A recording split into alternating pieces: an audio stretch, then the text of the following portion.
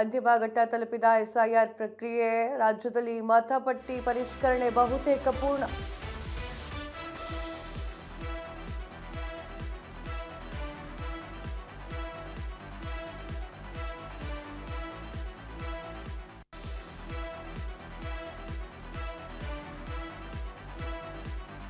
ಅಂತಿಮ ಘಟ್ಟ ತಲುಪಿದಂತಹ ಎಸ್ಐಆರ್ ಪ್ರಕ್ರಿಯೆ ರಾಜ್ಯದಲ್ಲಿ ಮತಪಟ್ಟಿ ಏರಿದ ಪರಿಷ್ಕರಣೆ ಬಹುತೇಕ ಪೂರ್ಣವಾಗಿದೆ. 1 ಕೋಟಿಗೂ ಹೆಚ್ಚು ಮತದಾರರ ಹೆಸರು ಡಿಲೀಟ್ ಸಾಧ್ಯತೆ.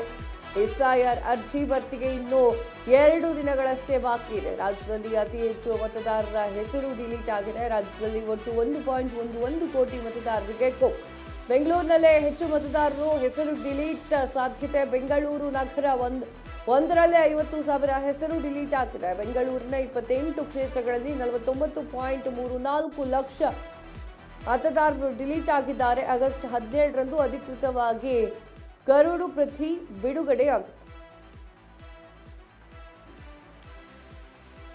ಬೆಂಗಳೂರು ನಗರ ಒಂದರಲ್ಲೇ 50,000 ಹೆಸರುಗಳು ಡಿಲೀಟ್ ಆಗಿದ್ದಾವೆ.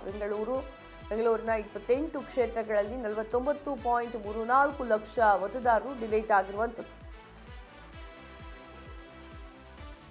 ಬೆಂಗಳೂರಿನಲ್ಲಿ ರಾಜ್ಯದಲ್ಲಿ ಒಟ್ಟು 1.11 ಕೋಟಿ ಮತದಾರರಿಗೆ ಈಗ ಕೋಕ್ ಸಿಕ್ಕಂತೆ ಆಗಿದೆ. ಇದ್ರ ಬಗ್ಗೆ ಹೆಚ್ಚಿನ ಮಾಹಿತಿಯನ್ನ ಕೊಡ್ತಾರೆ ವಿನೋದ್, ಪ್ರತಿನಿಧಿ ಲೈವ್ ನಲ್ಲಿ ಜಾಯಿನ್ ಆಗ್ತಾ ಇದ್ದಾರೆ. ಅಂತಿಮ ಘಟ್ಟವನ್ನ ತಲುಪಿದೆ ವಿನೋದ ಎಸ್ಐಆರ್ ಪ್ರಕ್ರಿಯೆ. ಸೊ ಈಗ ಏನ್ ಆಗತ್ತೆ? ತುಂಬಾ ಜನರಿಗೆ ಕೋಕ್ ನೀಡಲಾಗಿದೆ. ಮುಂದೆ ಅವರು ಯಾವ ರೀತಿಯಾಗಿ ಪ್ರತಿಕ್ರಿಯೆ ನಡೆಸಬಹುದು? ಇಲ್ಲಿ ಇನ್ನೂ ಈ 1 ಕೋಟಿ 11 ಲಕ್ಷ ಜನಗಳಿಗೆ ಇನ್ನೂವರೆಗೂ ಯಾವುದೇ ರೀತಿ ಕೋಕನ್ನು ಕೊಟ್ಟಿಲ್ಲ. ಆದರೆ ಬರ್ತಕ್ಕಂಥ ಡೇಟಾಗಳ ಪ್ರಕಾರ, ಅಂಕಿಅಂಶಗಳ ಪ್ರಕಾರ, ಅಂದರೆ ಇದು ಚುನಾವಣಾ ಆಯೋಗವೇ ಪ್ರತಿದಿನ ಒಂದು ಶೋ ಮಾಡ್ತಕ್ಕಂಥದ್ದು ಒಂದು ಡೇಟಾ. ಅಂದರೆ 1 ಕೋಟಿ 11 ಲಕ್ಷ ಜನಗಳು ಈ ಒಂದು SI ಪ್ರಕ್ರಿಯೆಯಿಂದ ಹೊರಗಡೆ ಉಳಿದಿದ್ದಾರೆ ಅಂತ. ಯಾಕೆ ಹೊರಗಡೆ ಉಳಿದಿದ್ದಾರೆ ಅಂದರೆ 66 ಲಕ್ಷ ಜನಗಳು, ರಾಜ್ಯದ 66 ಲಕ್ಷ ಜನಗಳು ಬೇರೆ ಕಡೆ ಸ್ಥಳಾಂತರ ಆಗಿದ್ದಾರೆ.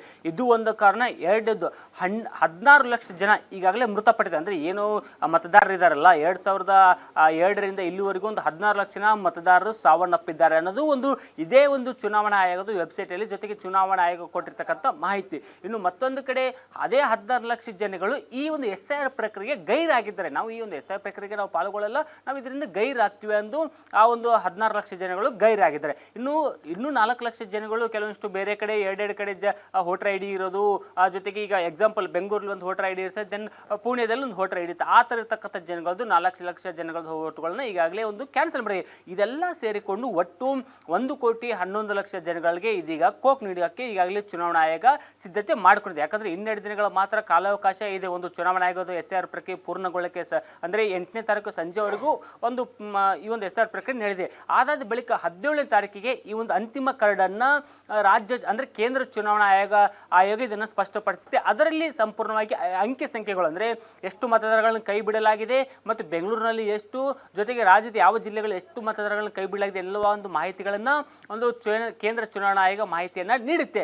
ಇದಲ್ಲದೇ ನಾವು ಇನ್ನೊಂದು ಸ್ಪಷ್ಟವಾಗಿ ಇಲ್ಲಿ ಗಮನಿಸಬೇಕು ಕಾವ್ಯ, ಇಡೀ ದೇಶದಲ್ಲೇ ಕಂಪೇರ್ ಮಾಡಿದ್ರೆ ಸುಮಾರು 30ಕ್ಕೂ ರಾಜ್ಯಗಳಿಗೆ ಕಂಪೇರ್ ಮಾಡಿದ್ರೆ ರಾಜ್ಯದಲ್ಲೇ ಅತಿ ಹೆಚ್ಚು ಮತದಾರರ ಪಟ್ಟಿ ಹೆಸರನ್ನ ಕೈ ಬಿಡಲಾಗ್ತದೆ. 1 ಕೋಟಿ 11 ಲಕ್ಷ ಸಾಮಾನ್ಯ ಅಲ್ಲ. ಈಗಾಗಲೇ ತಮಿಳುನಾಡು, ಕೇರಳ, ಆಂಧ್ರ ಪ್ರದೇಶ ಅಲ್ಲ, ಕೇರಳ ಮತ್ತು ಪಶ್ಚಿಮ ಬಂಗಾಳದ ಅತಿ ಹೆಚ್ಚು ಮತದಾರಗಳನ್ನ ಈ ಒಂದು ಕರಡು ಪಟ್ಟಿಯಿಂದ ಕೈ ಬಿಡಲಾಗಿದೆ. ಆದರೆ ಅದರನ್ನು ಮೀರಿಸಿ ಅದಕ್ಕಿಂತ 20ರಿಂದ 30 ಲಕ್ಷ ಹೆಚ್ಚಿಗೆ ಆಗುವ ಸಾಧ್ಯತೆಗಳು ರಾಜ್ಯದಲ್ಲಿ ಲಕ್ಷಣಗಳು ಕಂಡು ಬರ್ತಿವೆ. ಸೊ ಹೀಗಾಗಿ ಪ್ರಸ್ತುತವಾಗಿ ಇಷ್ಟೆಲ್ಲ ಮಾಹಿತಿಗಳನ್ನ ಅಧಿಕೃತವಾಗಿ ಯಾವುದೇ ಒಂದು ಮಾಹಿತಿಯನ್ನ ಕೇಂದ್ರ ಚುನಾವಣಾ ಆಯೋಗ ಕೊಡ್ತಿಲ್ಲ. 17ನೇ ತಾರೀಕಿನ ನಂತರ 17ನೇ ತಾರೀಕಿಗೆ ಒಂದು ಪತ್ರಿಕಾಗೋಷ್ಠಿ ಕರೆದು ಅಲ್ಲಿ ತಮ್ಮ ಅಂತಿಮ ಕರಡು ಪ್ರತಿಯನ್ನು ಬಿಡುಗಡೆ ಮಾಡ್ತಾರೆ. ಅವಾಗ ಗೊತ್ತಾಗುತ್ತೆ ಎಷ್ಟು ಜನಗಳನ್ನ ಕೈ ಬಿಡಲಾಗಿದೆ, ಎಷ್ಟು ಜನಗಳನ್ನ ಆಡ್ ಮಾಡಲಾಗಿದೆ ಅನ್ನೋದು. ಜೊತೆಗೆ ಆ 17ನೇ ತಾರೀಕಿನ ನಂತರ ಇದು ಮತ್ತೂ ಸ್ವಲ್ಪ ರಾಜಕೀಯ ತಿರುವನ್ನ ಈ ಒಂದು SIR ಪ್ರಕ್ರಿಯೆಯಿಂದ ರಾಜಕೀಯ ವಿವಿಧ ಪಕ್ಷಗಳು ಇದರಿಂದ ರಾಜಕೀಯ ಜಟಾಪಟಿ ಮಾಡಲಿದ್ದಾವೆ. ಕಾವ್ಯ. ವಿನೋದ್, ತಮ್ಮ ಮಾಹಿತಿಗಾಗಿ ಧನ್ಯವಾದಗಳು.